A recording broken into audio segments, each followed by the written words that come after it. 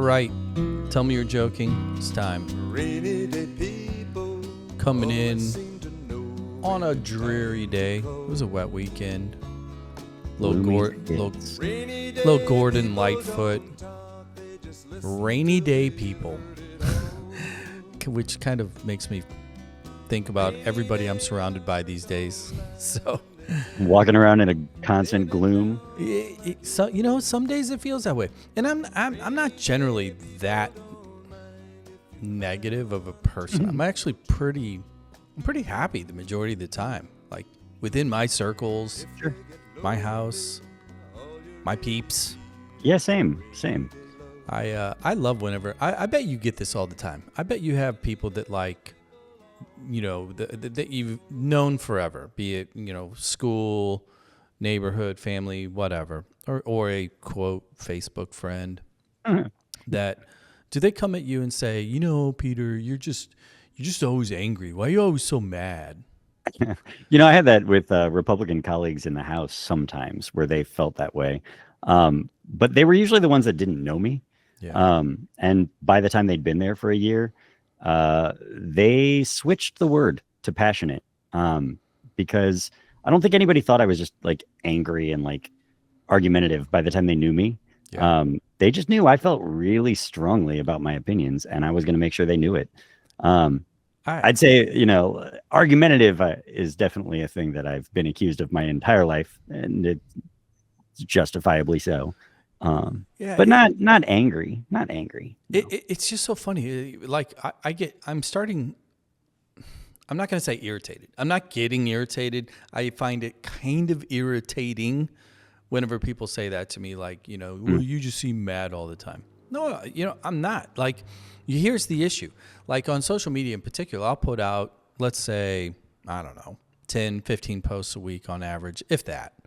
And I even went back recently, like, okay, how do I really look to people? Like, if I'm being honest. Like, are you snarky all day on social media? Is that the problem? Like, Twitter brings out snark, man. When I was on Twitter all the time, it made me angrier, I think. And it made me, like, snippier. I didn't like that. I mean, I like throwing little haymakers here and there on other posts. Sure. I chase down our boy Nick Schroer all day long. He's who did it to me back when I used to be on Twitter. I'd get into these back and forths with him, and it turned me into this snarky, angry, and I quit Twitter. Yeah, because people like him. I've given him repeated offers, and I will continue to offer. Debate me. #4Charlie. Like. Because now he is I am Charlie. Okay, fine. Then let's. He's an opportunist. I am an opportunist is what Nick Schroer is. He hides, and then and I beat him to the punch too because I followed up with #Have a blessed day, which I think that probably gets in. You sound angry now when you say nice things like that. Well, I say it as I smile, like I find it funny. Like I don't need a blessed day. Just buy me a beer, dude. This is simple. Let's get this thing going, man. Tell me you're joking. Mondays suck. Actually, recorded on a Monday this time. A lot of things going on. I want to kick it off right here in our backyard.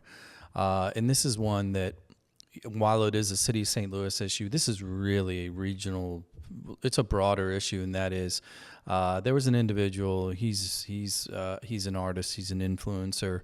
That's on socials that he came out, I think yesterday or so, just really going after Kara Spencer, saying, this is the devil in disguise. I warned you about. I should have been harder on her, blah, blah, blah.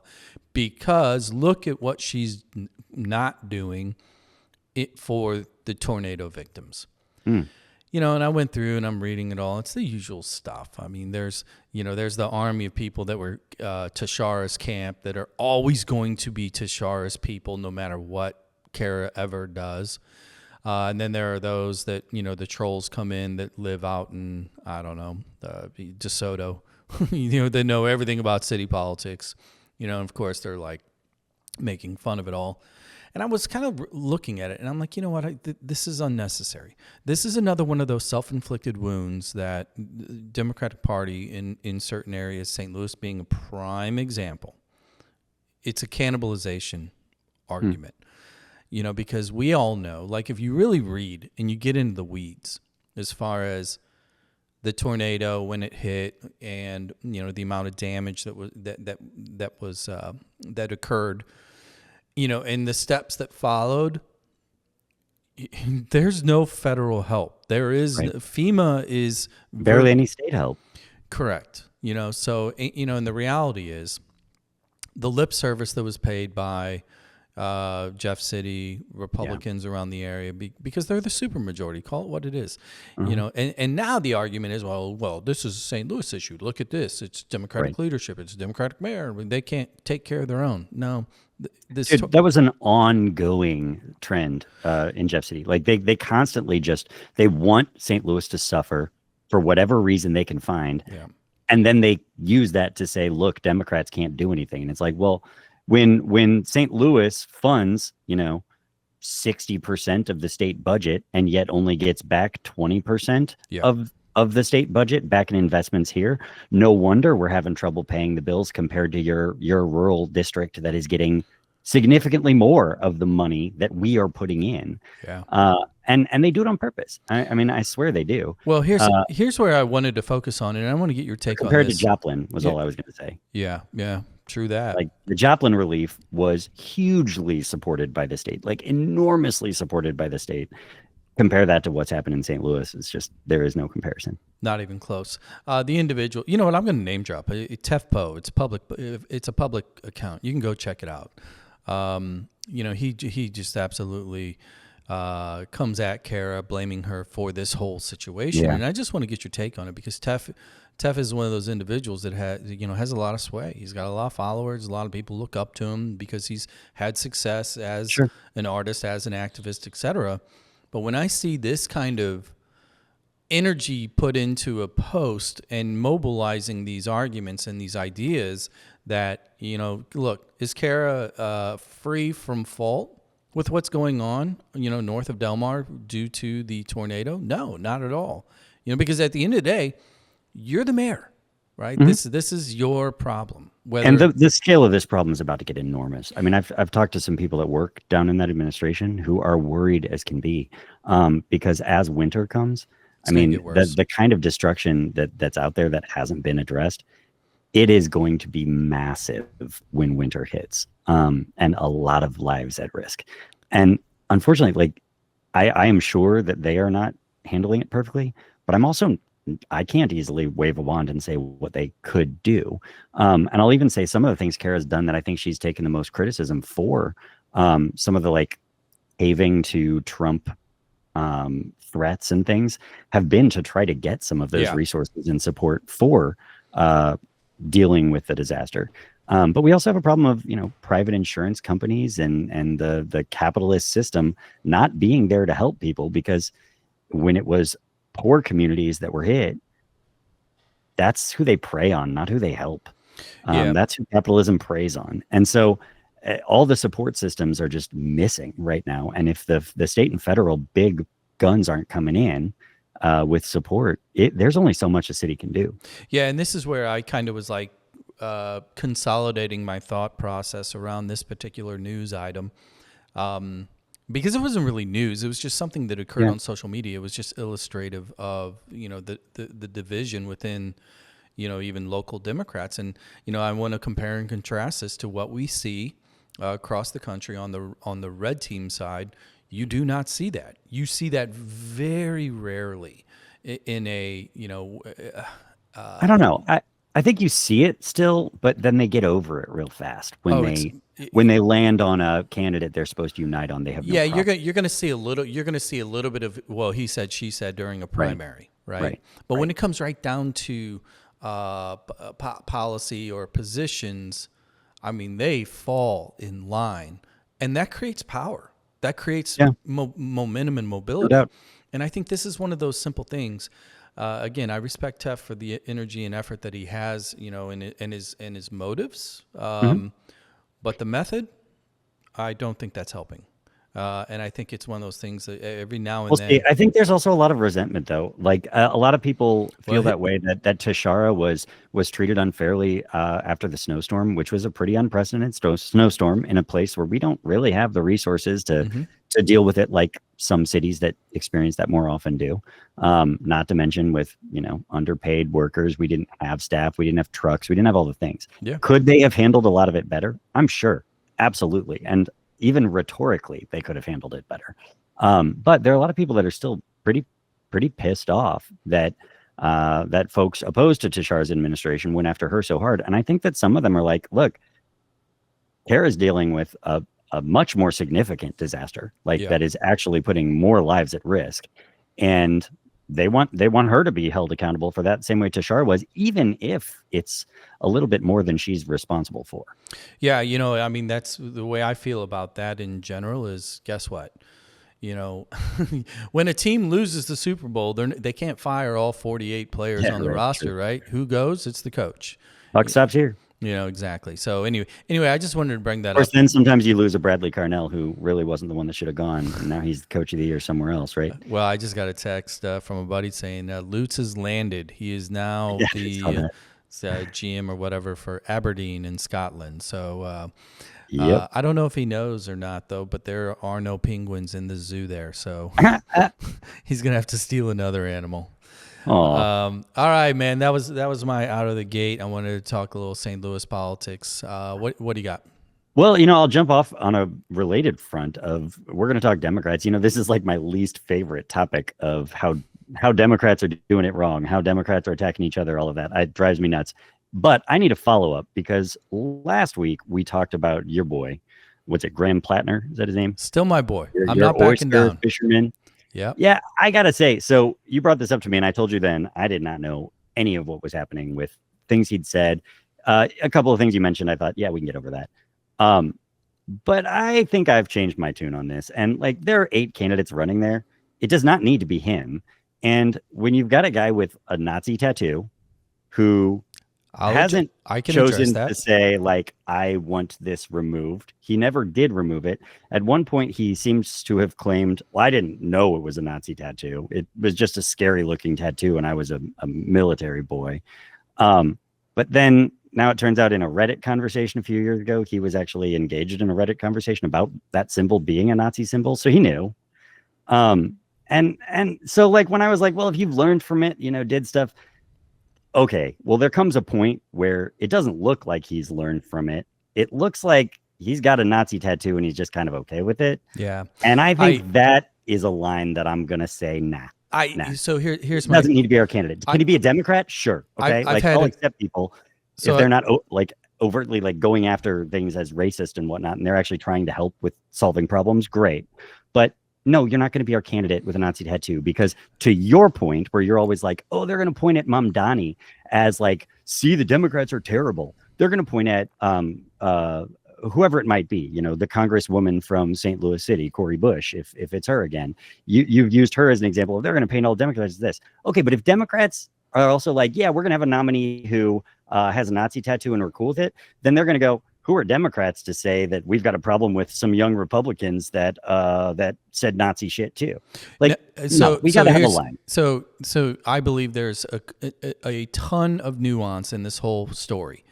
And I personally, I went to a few veterans that I know that have served in war zones from Iraq back in 90, 91, 92, up through Afghanistan, et cetera. I just asked some generic questions. Because I saw the tattoo too. I looked it up. The thing is, it's a skull and crossbones. There's skull and crossbones in Warner Brother cartoons as well. And here's the thing: when you walk into a tattoo parlor, do you have any tattoos?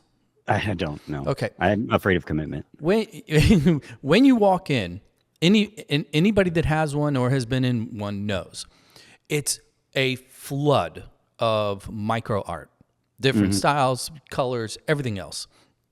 And to Graham specifically, which his past, he's talked about his past, talked about 10 years of being in infantry, right?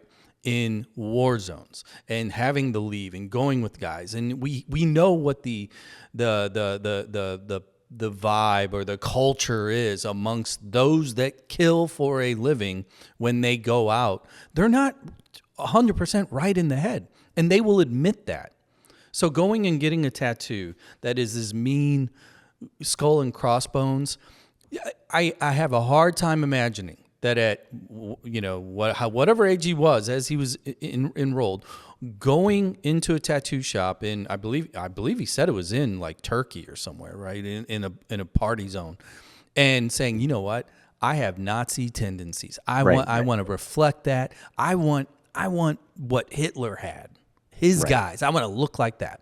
No, he thought it's a skull and crossbones, and that's badass. Look, and like I said, I'm fine with that. But like, then he learns maybe that it is, in fact, and then he denies that he knew that. Well, here's where I'm going to give him a knock, because I listened to the first interview that he had on Crooked Media on Pod Save America. They interviewed him, and right out of the gate they bring up the quotes and the tats, and he you can tell he is not polished.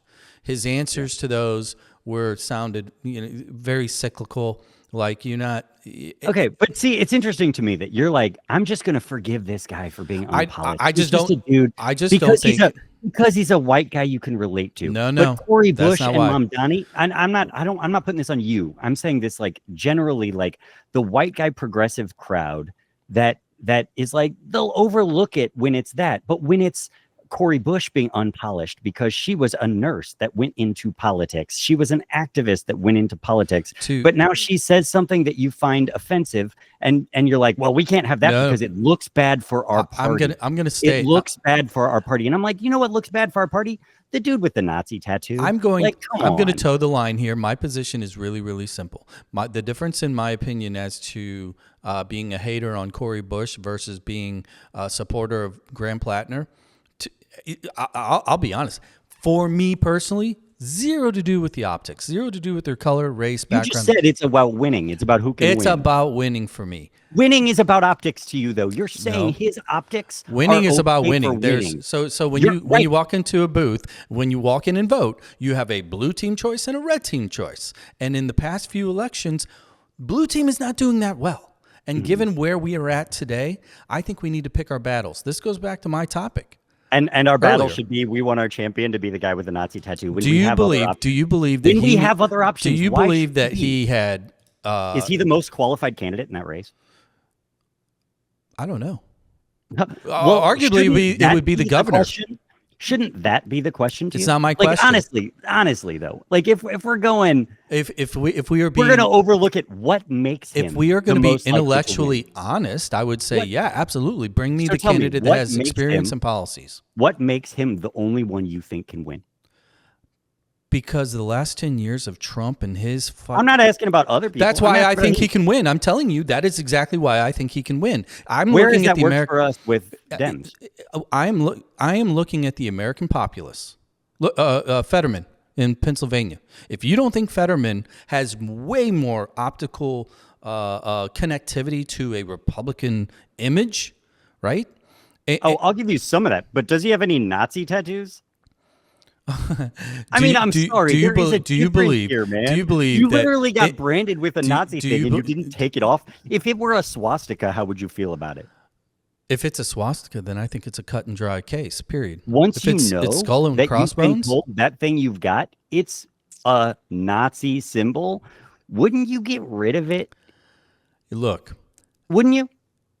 Especially, if you want to be a candidate for office representing all kinds of people, do you think it's a good way to represent all swaths of your constituency by wearing a tattoo that is symbolic of Nazis? If you firmly believe that he knew without a shadow of a doubt that was... I'm not saying he knew when he got it. I don't know. I know he knew before now. He knew when he was in a Reddit conversation about it, and then he lied and said he didn't know now. So I'm sorry, but that's all that suggests to me is this is a guy that we don't actually know that much about. He's got a complicated past. To your point, has some complex PTSD and issues like that we should be cautious about, perhaps. We've seen other people like Eric Greitens in Missouri come up out of nowhere as this guy who's like, look at how he's reaching the moderates. He's reaching all these people, and he was kind of a plant. He wasn't a Democrat or a Republican. He was a narcissist, and it turned out had some scary problems to deal with. I would rather we go for somebody who's vetted and doesn't have a Nazi tattoo. I mean, I think that's I think that's overly simplifying the situation.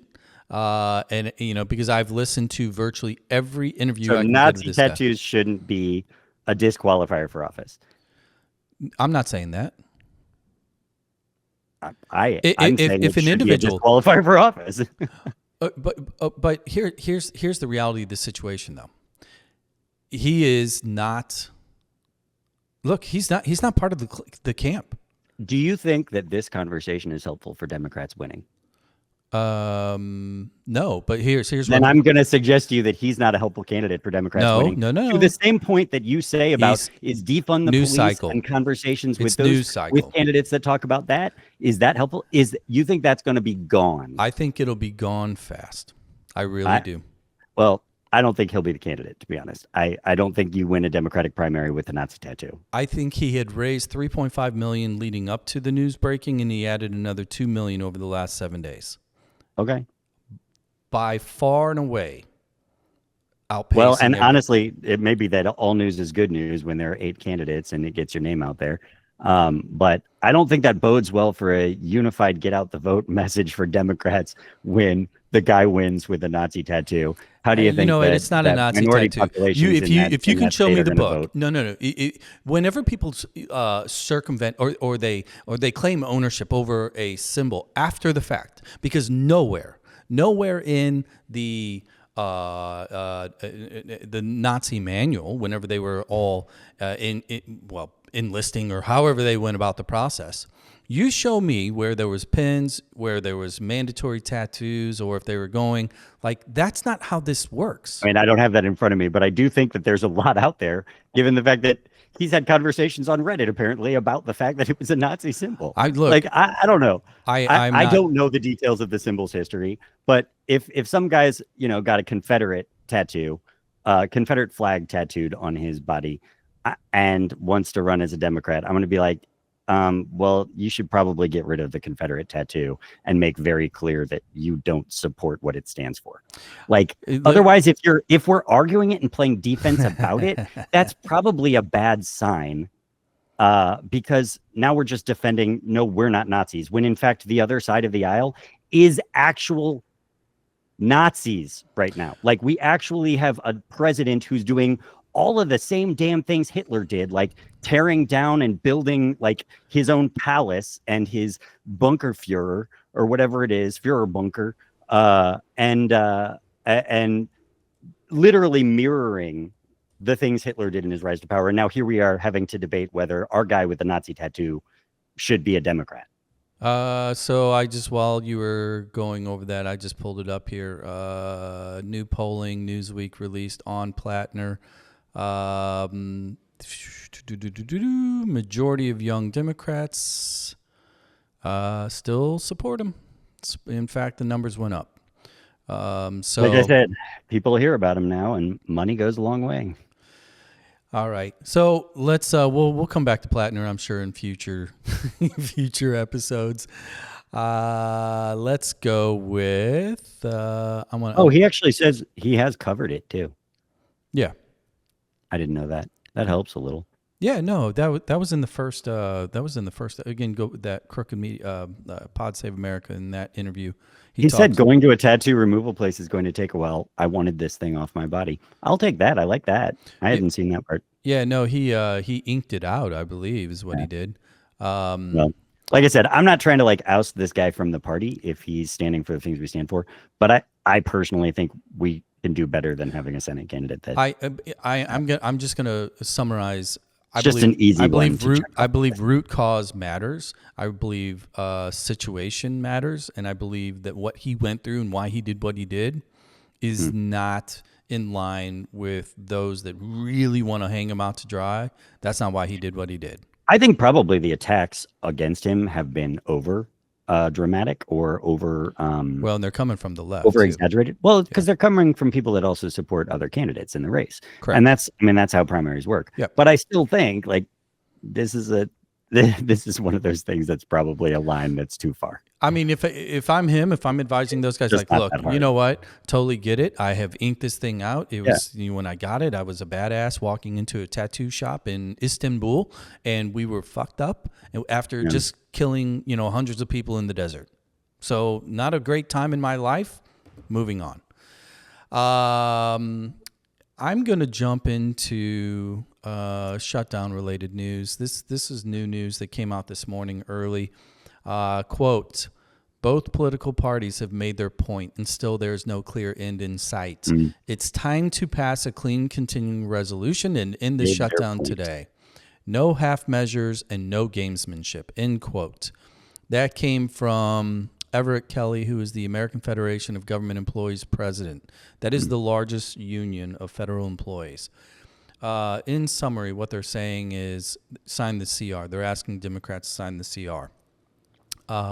They're a union representing government workers who are currently not getting paid. Correct. It is their first priority, without a doubt, to make sure that they're getting their workers paid. That's legit. Yeah, so I've got a couple. Now, just to be clear, though, I think that they would also support what the Democrats did put forward in the Senate, and that the Republicans all voted against, which was a measure to allow all government workers to keep getting paid. That would also satisfy their needs. And so, just to be clear, Democrats have offered that. Yeah, I think there's a lot of procedural nuance in this thing as far as what could have been done, what could have been negotiated that is not coming forth. For example, the whole furlough versus firing. Right. These are all choices that this administration is working, and it goes back to day one of this whole issue. When you have a supermajority of all three houses, right? It's the onus is on you. You are in control. You have power. Now, people are going to listen and they're going to be like, well, you don't understand. It takes 60 votes. And if they don't have 60 votes. Just like it took 60 votes for all the judicial appointments that they went ahead and did without 60 votes. Yeah. Because they actually make the rules.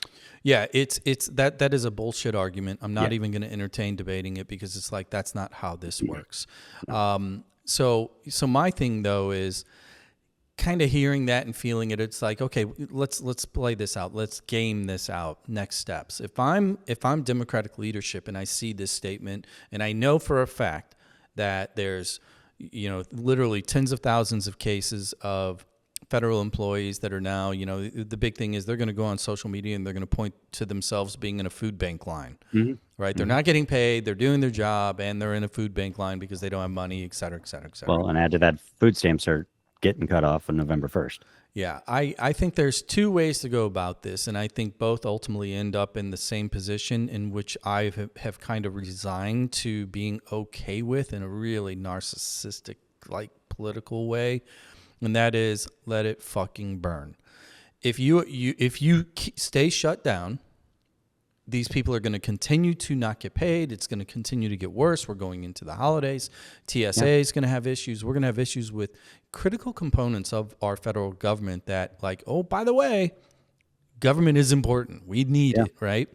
So there's that. And I think that the general public, I don't think they're smart enough to understand what is actually functionally going on here. Like, who's to blame? I think the vast majority of people are not nerds on social media all day like us, reading all the nuance. I think people are going to be like, well, shit, that one flight a year I take to go see cousin Bill in Charlotte, that line, I don't know if I can get out now. Who do I blame? We had stoppage of flights at LAX this weekend, right? With air traffic controllers not being there. Yeah. So I think there's that side of this whole story in which if you draw the line, prove, they keep saying that you Democrats, it's a mandate. You have no say. This is the will of the people. You know what? Prove them wrong. You have power through procedure. Also, I mean, to your point, like, they could do this. They could do whatever they want to do anyway.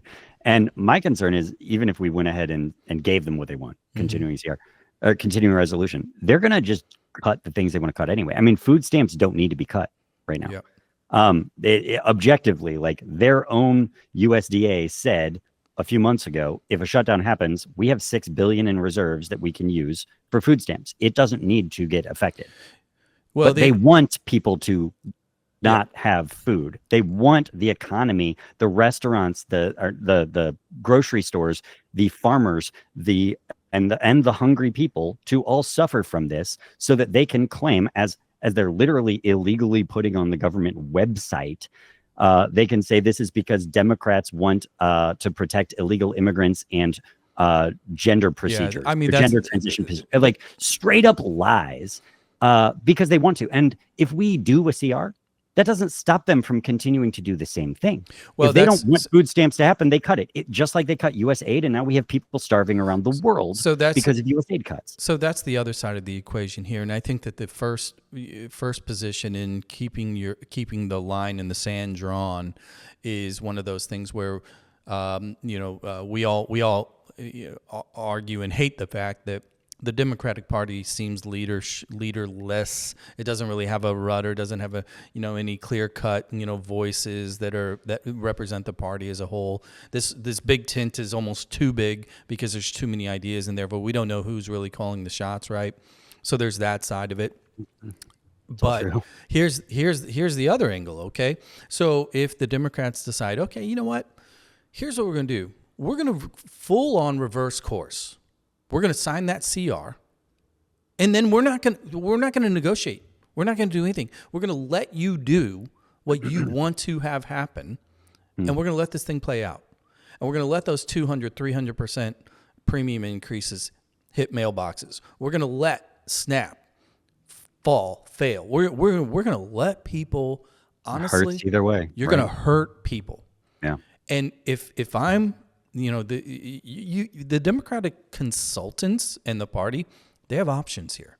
If the goal is to win and make sure the midterms fall in your favor, unfortunately, both scenarios require pain. Yeah, I'm still past the goal is to win midterms. I think the goal is to figure out how to stop an authoritarian takeover that prevents proper midterms from even happening. And right now, that's where I think refusing to cooperate at all is kind of the only option at this point. Like, you can't negotiate with terrorists. And if they're going to keep causing more pain to the American public, that is the consequence of this regime. So we need people to collectively turn against it. So let's talk about healthcare just for a second, and then we'll move on to your next topic.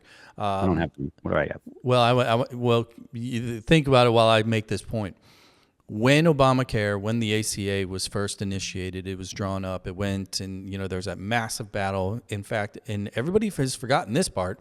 The Republicans shut down the government to try to not pass that, right? Mm-hmm. We all knew that, we being myself and others that are actual fans of universal health care, that the ACA was just a Republican light plan that was scripted primarily by Mitt Romney, and there was, it is not a single payer plan. There were two things that I loved that came out of it, and I call it Romney Care. Yeah. Yeah. The thing that I loved was pre-existing conditions were now covered. You were protected if you did have a disease or an illness or whatever. Whereas previously, and we've all seen it, we all saw it firsthand, where insurance companies would deny you because you had high blood pressure on one reading when you were 28 years old, so therefore we can't cover you anymore. Whatever. They fixed that. And then the other part of it was eliminating the lifetime maximum coverage, right? So that if you did have some major event, need, etc., the insurance companies couldn't just turn you off when you hit a $300,000 or $400,000 threshold and say, okay, boom, you're uninsurable anymore, even though we stopped a lot of people going completely bankrupt because of healthcare crises. Right. So here's where I'm going with this. Again, if in fact the Democrats say, you know what, here's what we're going to do. We're going to get out of the way. Here's the keys to the car. You guys slam that gas pedal as much as you want. Let's let people die. Oof. Maybe that's our path to single payer. Because inevitably, if you let this administration do what they want to do, they are going to repeal ACA in as many parts of it as possible. Therefore, if it fails and it fucks over millions and millions of people to the point of deaths, at what point could Democrats be in a better position to go to the American public and say, enough is enough. This is what we need to do. Because if we keep doing what we're doing now, we're just tweaking the edges of Obamacare. No, I mean, it's sort of the way that I hope that after this whole disaster of an administration, if we get past it, if we get through this, we end up with a new deal with some of those more radical, big picture changes to our system that we've been long overdue for, like single payer healthcare, like the rest of the world has. Two quick statistics on the American system as it is. There are roughly 36 nations in the world that are considered developed nations. We are the only one that does not have a single payer system. Right. So there's three things that I'm actually going to say. Number one, and our health outcomes are therefore worse than everywhere else. We're number one in being the outlier.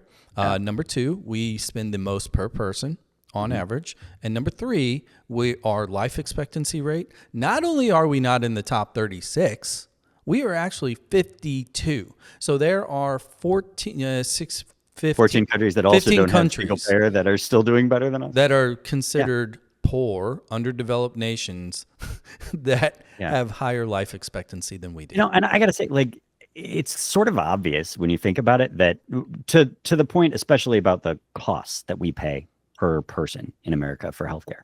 The fact that we pay as much as we do and we don't have universal healthcare, it's fairly obvious, right? Like you have an entire industry that is massive and making massive amounts of money in America whose sole job is to be a middleman, adding layers of bureaucracy to our healthcare system. Well, if they're making billions of dollars each year off of the healthcare system, someone has to be paying for that. And maybe it means that the medical industry is getting paid less for services they provide, but it's definitely also meaning, at the very least, that Americans are paying a whole lot more because that money is coming from someone's pockets. Well, I think the one last number. I looked this up the other day. I just need a calculator to do the total again. There's roughly 350,000 individuals in America that work as in the middleman world within health insurance, whether they're sales reps or billers or staff or whatever. And I saw that the average person within the industry, the average wage is like $96,000 because obviously these sales reps make massive money and these CEOs make massive monies, right, all the way down. So if you take the two numbers of 350,000 people, right, that are in the industry and you take their wage, $33.6 billion a year is spent on wages for insurance employees. So again, if we're looking, and that's just the wages of employees. How much do you add in just profit? The EBITDA. I mean, seriously. These aren't not-for-profit companies. No, the numbers start to get staggering. How much are shareholders bringing in? Oh my God, buybacks, et cetera. So I think that makes the employee number even pale in comparison. Yeah. That's kind of where I was going with this. Anybody that's willing to listen to just the numbers, right? Right. You don't even need to be a bleeding heart liberal or want to be Euro to understand that the single payer model works for a reason. Yeah. Anyway, that's what I got on that one. Give me another one. What's one that popped out of me? What's in your crawl? I missed this this was several days ago, I think, and I didn't see it when it was first tweeted, but I saw that the EPA commissioner, Zeldin, announced that his agency is launching a major investigation into, right-wing conspiracy theories, chemtrails and weather manipulation, to get to the bottom of it. So I just want to highlight this other little side of what this administration is doing. Because we've got this like authoritarian rise happening. That is the shit that scares me the most. But we also have this like cartoon level crazy happening throughout, incompetent crazy, where like they're going down these rabbit holes of misinformation and they're perpetuating them. And it's not just like the lies they're using, like Democrats are trying to protect illegal aliens and transgender procedures. No, it's things like Trump tweeting again yesterday in all caps another rant about Tylenol, contrary to any evidence, any science, and Tylenol causing autism and you have to keep it away from your kids and all of that. But then we've got like other departments like the EPA, who's like supposed to be out there trying to keep our air clean, literally. And they're getting rid of the finding. This happened months ago. They got rid of the finding by the EPA that greenhouse gases are bad for our health, right? Like that carbon emissions are bad for our health. Yeah, well, they got rid of that. You know what I suggest to individuals? Going and drilling in Alaska, getting rid of our wildlife in Alaska, and here he's like instead investigating chemtrails. Yeah. Are you kidding me? Yeah, I mean, it's one of those things like where do you just stop? Like where there I'm looking for breaks or pauses in the action to just take a deep breath when it comes to following the news. Because I'm not going to back down on what I pointed out at the beginning of the show. I'm generally a happy person living a great life, right? Yeah. I'm saying when I do pay attention to the things that I think we should be paying attention to, especially as a dad, having kids that are entering into this, well, for example, federal debt. We just surpassed $38 trillion, first time ever, and it's moving up and to the right fast. That debt is not going to be my problem. At my age, it is not going to be my problem. It is going to be the next gen, and the next gen, it's going to be insurmountable. I mean, at some point, it just becomes a crash, I think, and that the entire monetary system globally and the value of the dollar all falls apart. And then greenhouse gases and all this other stuff. Here's my standard response. It's like fake money. Yeah, this is where I do turn into the turd on socials whenever people are like, hey, greenhouse gases, it's all fake, blah, blah, blah. I'm like, fine, it's fake. Do me a favor. Go in your garage, close the door, start your car. Let me know. let me know how fake emissions are. Not that I encourage that. Careful. But I think it's like, at some point, why are, common sense is gone. Yeah. And this whole contrails thing, like, I don't even have a response to it. I know. Exactly. I mean, again, though, it just highlights to me that it is a messaging department and a reality show department and a crazy guy like RFK Jr. department that we have right now running these groups. And they do not care at all about what is actually good for people. They do not care at all about what is scientifically supported. They care about whatever message feels like it's going to get the most attention in any given moment. So that kind of reminds me, I want to bring this up since we're in this world of conspiracy theories, et cetera, and Maha.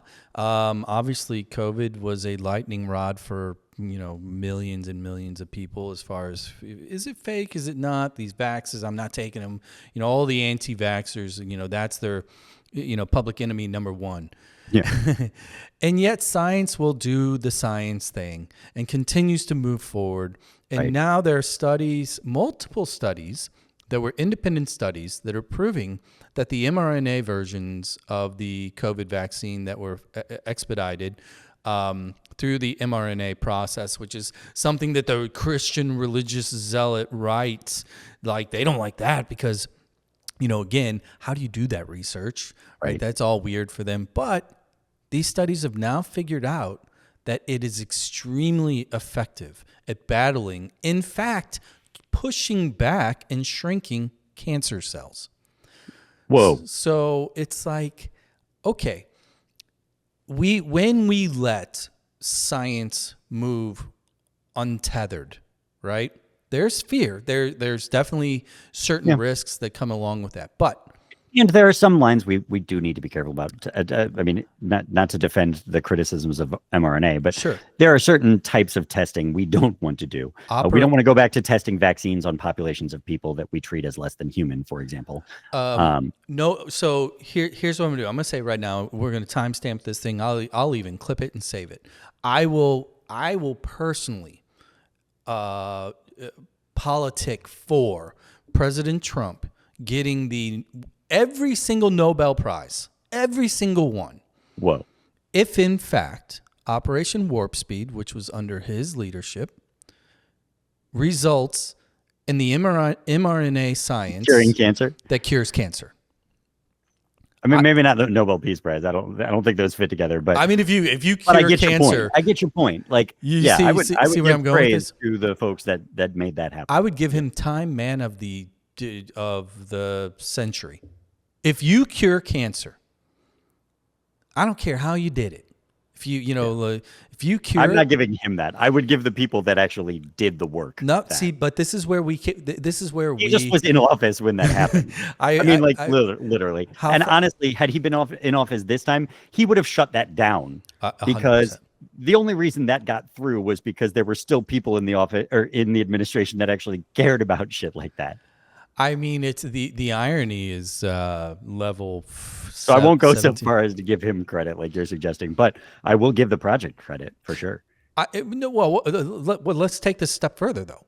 If it's proven that you can backtrack through this, and they know exactly where it came about because it was his administration under Warp Speed that they greenlit a few individuals to test new mRNA processes, which previously they, in that administration, they had shut down a fuck ton of mRNA. And also, by the way, how has he not taken backlash from the right for that?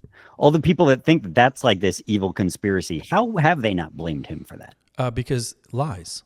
because they blame Fauci instead. Yeah, Fauci. So maybe we should give the award to Fauci instead of Trump. You know what? Let's cure cancer, and then we can say, you know what? Anthony Fauci was onto something. Let's give it to him, and watch how fast they want to take ownership of that shit. Yeah, absolutely right. I like this.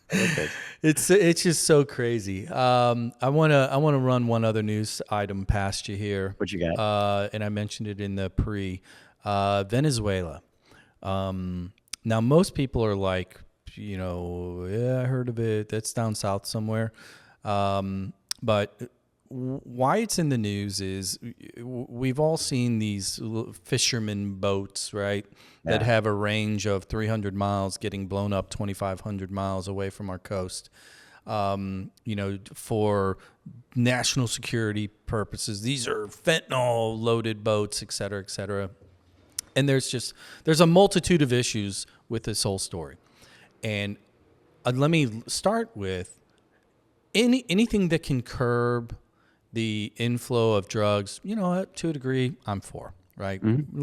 Let's law, order, organization, and there's certain things that I would like to see less of in our particularly if we're talking about drugs that are extremely predatory and deadly. Correct. Yeah. Cocaine, things like that can be downgraded to cheap and extremely addictive. Fentanyl and heroin in particular.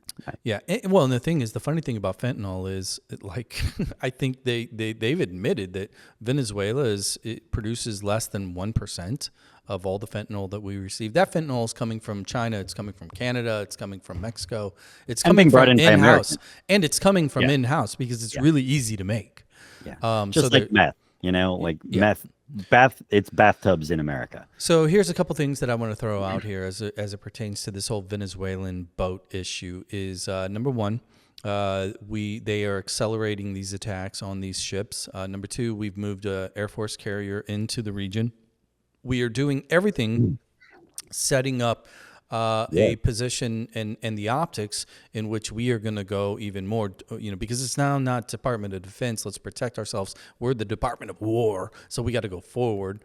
They're doing all these things. We just kill people and break stuff. Yeah, and then there's the political optics, the reality that Trump has been open, and this administration has been very open that they are not a fan of the current leadership in Venezuela.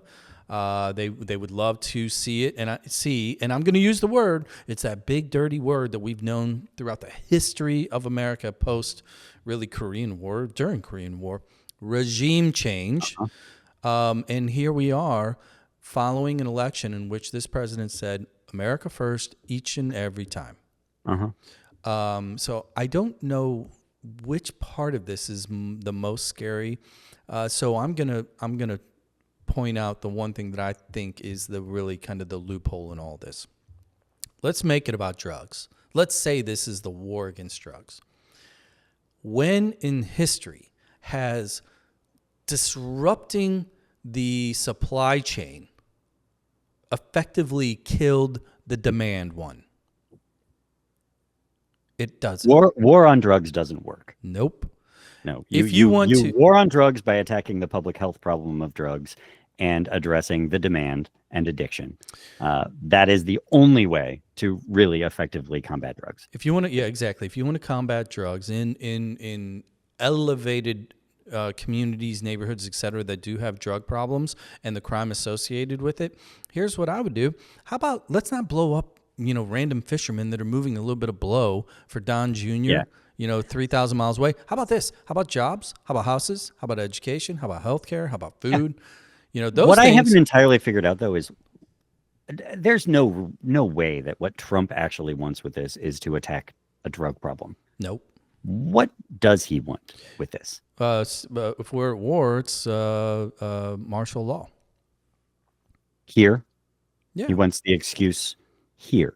If and we they look are like a target he can justify, and he's been working his way toward it, even with extrajudicial killings, already establishing that he's not accountable to violating the law. We don't have to look any further than Russia and Ukraine. What's good for the goose is good for the gander, right? That's the model he's followed. Putin has implemented a government to where as long as they are constantly in conflict and as long as there's a window that's above 4 stories and his opponent happens to be in that room, then he will remain president of Russia.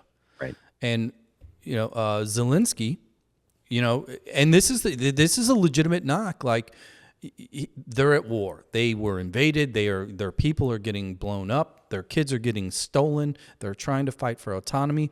We in the 90s had promised them, lay down your nuclear weapons and we will protect you. Well, we are not doing that. They lay down their nuclear weapons and then they get attacked by Russia because they don't have nukes. And they have frozen elections in Ukraine. Now the Republicans are like, well, that's bullshit. That's not a democracy. Well, how are you any different? And to a degree, you know what? Throw up a flash election. If you truly are supported, you're going to win.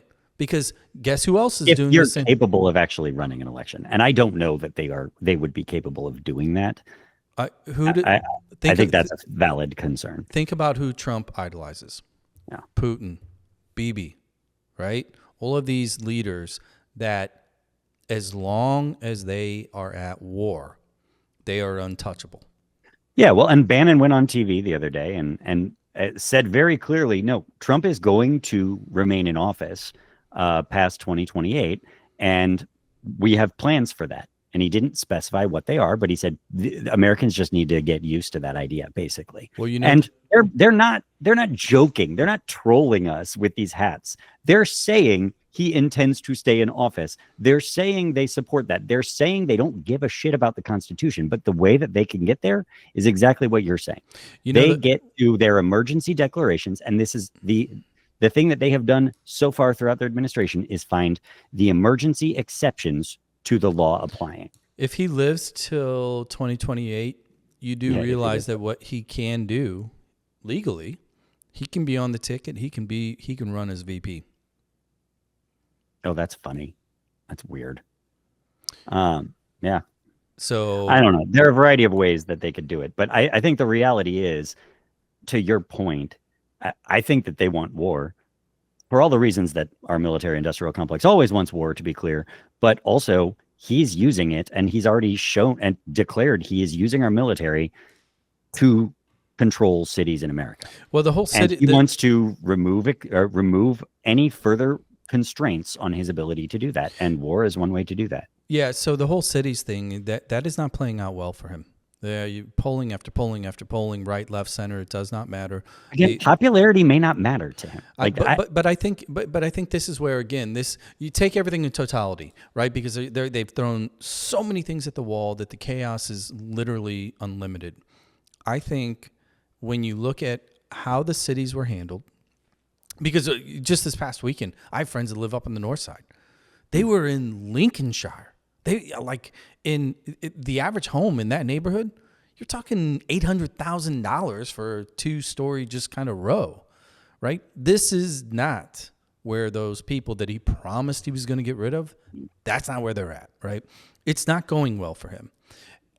And going back to the shutdown on healthcare in particular, like the Democrats have an opportunity that, sometimes it's not about educating or having the best idea or being the most motivational. Sometimes let them fucking own goal themselves, right? Because there are so many opportunities here that stay the course, focus, get your message. Let's, infighting, look, primaries are primaries are primaries. But big picture, to your fear, You got to make sure that there's even elections to be had. Right. And that's where I think they need to be focused. And I think if the American people, specifically those that are in the middle right, that and frankly the poor far right, that are going to firsthand experience the pain that these policies are going to implement on their little lily white secured neighborhood and community, that will move voters. Yeah. So anyway, now that we've solved all the world's problems, have we? I feel like we've barely scratched the surface on even talking about the ones in the last 24 hours. I mean, we didn't even talk about the helicopter and the plane that went down outside China, right? Like in the same day.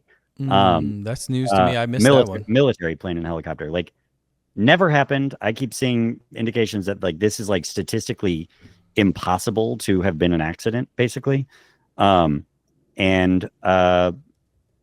we barely notice it because we've got this barrage of other stuff happening in the last 24 hours too. I think that's going to be an interesting development to watch. So I just pulled it up 15 hours ago. Two U.S. Navy aircraft went down in separate incidents while conducting routine operations 30 minutes apart in the South China Sea. Yeah. Well, you know what? Here's the thing. China is the elephant in the room. While we do, yes, have the most valuable economy in the world, they got a lot more people. They have a lot more people. They have a lot more technology that's actively in motion. And frankly, here's the big thing. They now have a lot more friends around the world.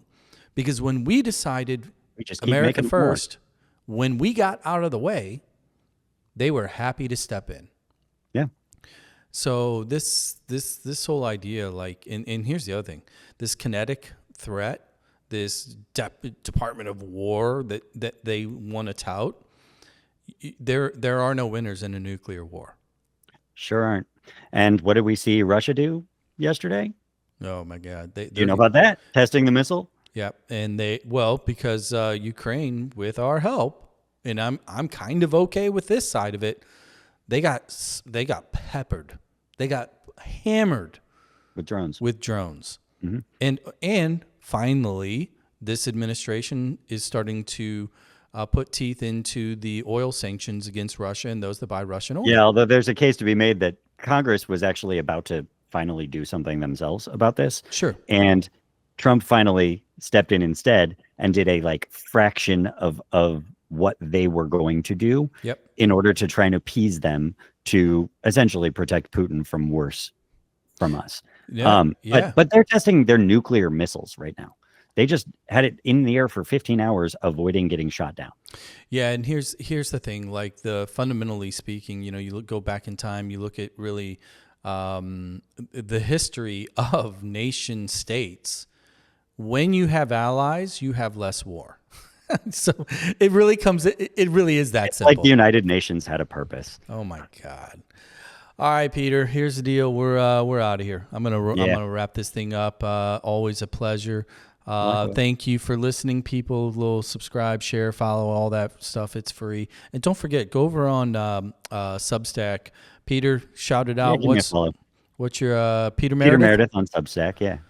You I don't think I got any fancy name. Have you been writing a lot lately? I mean, I'm due for something this week. I've had like 3 articles I've been working on that I just quite haven't finished to where I want to share them yet. Do Graham Platner, because I want to read it and I'll write a reply.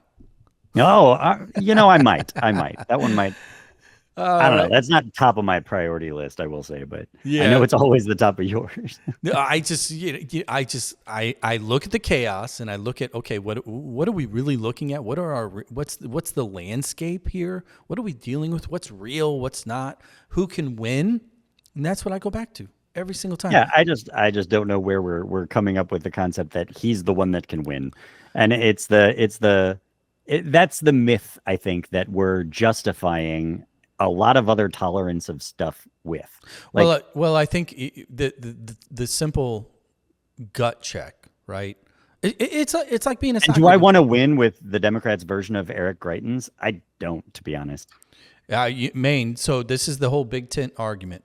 The Democrats have to quit thinking in the line of there is a singular face, a singular person, or a singular model. I feel like that's what people that are convinced that Platner's the guy we need think that that's always the model we need. This white guy, military guy who's going to be a dude. And like, I'm sorry, that's not the only model. No, I think. And so I don't need that one to win. And if he's got Nazi tattoos, maybe let's do something else. So I like him in Maine. It doesn't seem that crazy to me. I like him in Maine. I don't mind Mamdani in New York because it works for New York. I don't mind Bashir. I like Bashir a lot in Kentucky because it works in Kentucky. And I think that kind of... that's fair. I think that kind of name, region, name association. And ultimately, to that point, like if Maine Democrats choose him and think that he's the best guy to represent them, then cool. I want to make sure that he's also like not a Nazi. But you don't believe he is, though. I literally don't know. Have you met the guy? Have you ever had a conversation with him? Oh, just on TikTok. We only know what they present us. I know. In all these cases. And so, yeah, if there are red flags, I'm going to say, let's avoid the guy with the red flags. But if Maine goes through that process and the voters think he's the guy that best represents them and they don't think that he has that problem, okay, I'm open to that. Yep. I still don't think he's our like standard bearer for the party. Until next time, we'll do this again. Tell me you're joking. We're on our way out of here. Peter, hold the line. The rest of you, enjoy the rest of your day. We'll see you next time.